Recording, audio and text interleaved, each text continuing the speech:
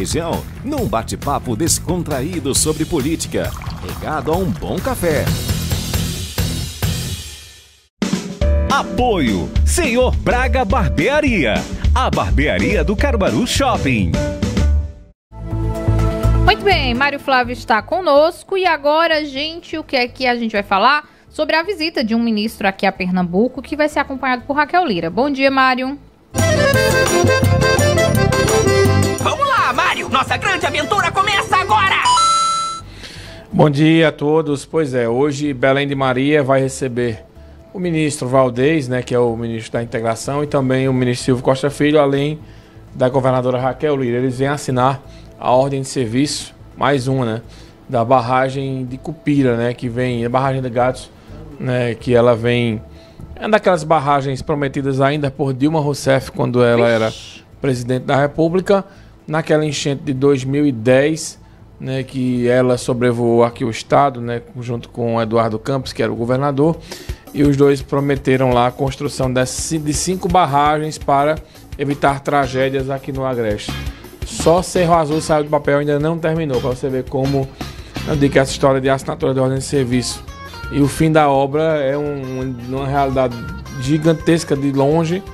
Não veja quanto tempo faz, né? 2010 está em 2024, então são 14 anos de atraso aí, né? E de 5 obras, só uma que não está nem concluída ainda. Cerro Azul nem foi concluída ainda. Pois é. Então de lá para cá nós tivemos já vários problemas quando chove muito e as cidades da Mata Sul principalmente, né, elas sofrem bastante com esse tipo de ação. Então hoje o ministro vem aqui ao estado, vem aqui ao interior, a Mata Sul, em Belém de Maria, assinar ordem de serviço para que possa essa barragem sair do papel. Ô Mário Flávio, e as próximas barragens? Já tem alguma novidade aí? Se eles vão conversar para novos investimentos ou por enquanto é só essa de Belém de Maria mesmo? Não, veja, é uma boa pergunta para ser feita, né, tanto a governadora quanto ao ministro. E também esse atraso, né, que no mínimo vai ficar culpando o governo anterior, né, porque tudo é culpa do governo anterior. Mas o fato é que... De vários anteriores nesse caso, né? Porque... Isso. Porque não existe uma demora dessa na obra, né, e ainda era o primeiro governo de Dilma.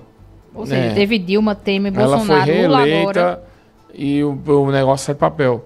Das outras barragens não há previsão, são obras caras, a verdade é essa, mas é aquilo que a gente fala sempre aqui, olha, não se iludam com a assinatura de ordem de serviço. A ordem de serviço é um ato meramente de propaganda política. Ilustrativo. Pode o negócio sair de papel, como ele pode demorar, como está demorando agora. Aí o que serve demais é para você cobrar. Cobre. Certa vez, eu sempre cito esse exemplo, né? O ano era 2009, se eu não me engano, e Eduardo Campos, ele esteve aqui em Caruaru, e a época que estava sendo anunciada a duplicação da BR-104 até a divisa com a Paraíba, todo mundo queria ser o pai da criança, né? Inclusive tinha um comitê gestor da BR-104 que o prefeito Zé Queiroz era o presidente. E quando a obra começou a dar errado, aí todo mundo começou a correr, ninguém queria falar mais. Essa bomba nada. Justamente. E aí, né, quando o Eduardo esteve aqui, que eu até perguntei a ele, numa das coletivas, né, governador, e a BR-104 está atrasada? Ele fez uma cara de poucos amigos. Veja, a gente estava em 2009 e a obra já estava atrasada. Nós estamos em 2024, essa obra não foi concluída, nem a duplicação para Toritama. Então, assim, tem obras que você tem que cobrar dos políticos, né? Quando eles prometem, não é só vir para fazer a assinatura de ordem de serviço, né? Cobrar mesmo, né? E cobrar de uma maneira, né, que você possa ter uma criticidade, né? É porque você ideologicamente é ligado à esquerda ou à direita que você não vai cobrar, não. É cobrar mesmo, né, das ações, né? Se está prometendo que seja cumprida aí, né? E essa história vai se arrastando por todos esses anos. Agora, Mário, eu não entendi porque o Silvio Costa vem para essa visita. É só para engordar a comitiva? Deve ser, Laís. E eles ficaram devendo um anúncio sobre o aeroporto aqui de Caruaru, né? Porque quando o presidente Lula veio, existia a expectativa que fosse feito esse anúncio e não foi feito. Eu acredito que o Silvio Costa ele tá por aqui, né, ele passou o fim de semana filiando, né, aliados, e acredito que talvez a agenda governamental viu que ele estava por aqui, ministro, está por aí, vai lá, dá uma força tal, nessa agenda, né? Porque acaba também tendo mais gente do governo federal do que do governo do estado, né? Porque esse tipo de pauta, às vezes, o governo federal vai entrar com muito mais dinheiro, com muito mais ação, e acaba o governo do estado roubando a cena e trazendo para si a ação. Então acho que foi mais por isso mesmo. Silvinho é um ministro... E outra coisa, né, Laís? Os republicanos que tem uma indefinição aqui em Caruaru com relação a Rodrigo Pereira. Eu vou falar sobre isso daqui a pouco, numa cidade. Mas existe essa... Eu acho que é por causa disso, né? Porque ele está por aqui, então pediram para ele vir aqui acompanhar o ministro Valdez. Muito bem, Mário Flávio. A gente fala mais sobre política dentro do Manhã Cidade, né? Como você já adiantou, falar aí sobre essa questão do Republicanos aqui em Caruaru, que segue indefinido, né? Tem pouco tempo agora, né? Isso, né? Tem... O pessoal do governo disse que depois do carnaval.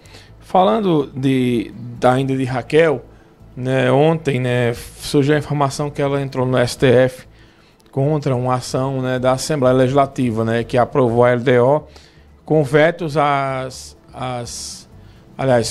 derrubando os vetos que ela fez à LDO. E aí Raquel mostra que vai endurecer com a Assembleia e vai começar o ano batendo de frente com a Assembleia.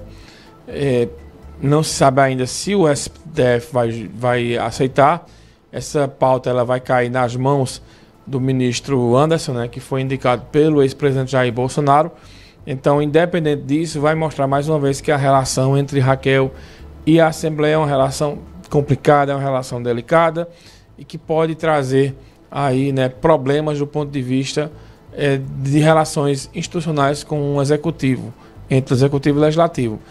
Eu não me lembro de nenhum governador que tenha entrado com ação na Justiça contra a Assembleia Legislativa, como Raquel está entrando agora. Então, a reação da Assembleia deve acontecer. Os trabalhos legislativos eles voltam essa semana, se eu não me engano, amanhã, na Assembleia. E aí, né, vamos ver como vai ser a reação do presidente Álvaro Porto, que é do mesmo partido de Raquel, mas os dois vêm divergindo bastante sobre essa questão envolvendo a política estadual, né, principalmente na relação Assembleia Legislativa e Executivo. Raquel, ano passado, teve várias derrotas na Assembleia, uma delas, inclusive, é essa pauta que ela está entrando com ação, a indicação de Joaquim Lira, que ela apoiou, e Diogo Novaes venceu, Rodrigo Novaes, aliás, venceu. Enfim, tem muita coisa acontecendo, né, na Assembleia que Raquel não queria que fosse da maneira que acontecesse. E essa ideia de entrar com essa ação no Supremo contra a decisão da Assembleia vai ser mais um movimento que vai gerar tensão entre os dois poderes.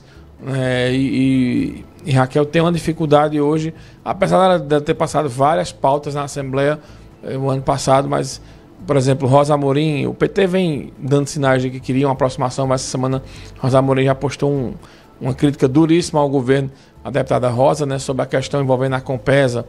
O governo disse que não vai privatizar, a Rosa Amorim disse que tem um estudo para que aconteça uma concessão da Compesa.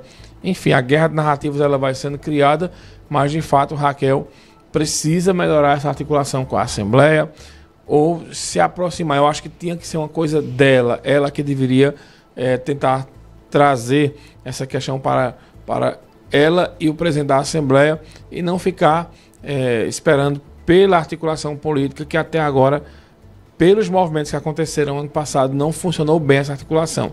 Então eu acho que era hora de Raquel chamar, por exemplo, veja, o prefeito Rodrigo Pinheiro ontem reuniu os 23 vereadores, só 2 faltaram, né, que foi o Lula Torres e a Carta das Rendeiras, mas justificaram. Ele reuniu o pessoal para tomar um café da manhã e jogar a conversa fora, não foi nada questão política, mas esses atos eles acabam aproximando, né, um governo, um poder do outro. E eu acho que é bom esse tipo de ação. O prefeito vem mostrando muita habilidade nessa questão no que diz respeito à relação entre legislativo e executivo. Não é para ter a Assembleia toda governista como é aqui em Caruaru.